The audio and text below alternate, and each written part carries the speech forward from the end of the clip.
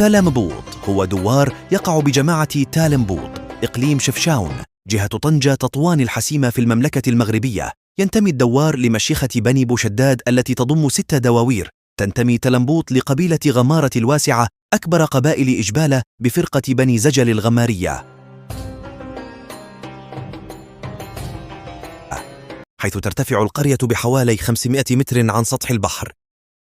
كما تعتبر مركزا لجماعة قروية وقيادة تصل مساحتها إلى حوالي 205 كيلومتر مربع، حيث تضم مجموعة من القرى والمداشر الجبلية التي تتوزع إلى 5 فرق، وهي بني بوشداد، الوسطيين، القلعة، بني إشكورة، وبني موسى. تزخر منطقة تلمبوط بطبيعتها الخلابة ومناظرها الجميلة، مما يجعل منها موقعا سياحيا بامتياز، وخصوصا بدخولها ضمن المنتزه الوطني لتلاسمطان، حيث نصف القمم الجبلية به تنتمي لتراب الجماعة، وكذلك المجال الغابوي الذي يشكل 86% من تراب الجماعة أيضا، والمكون من الأشجار المتنوعة التي بدورها تزيد من الغطاء النباتي للمنطقة، كأشجار العرار والبلوط الفليني والبلوط الزان والصنوبر بنوعيه والشوح والأرز،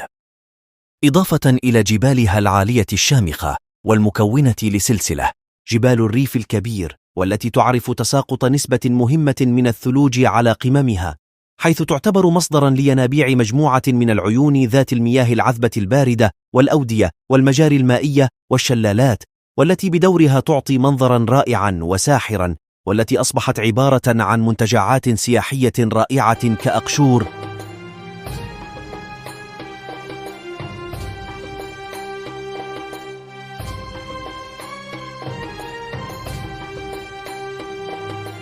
أما على مستوى موقعها الجغرافي فتحد الجماعة شمالا جماعة سطيحة وتاسيفت، وشرقا جماعة بني دركول وبني سلمان، وجنوبا جماعة بابتازة والجماعة الحضرية لشفشاون، وغربا إقليم تطوان.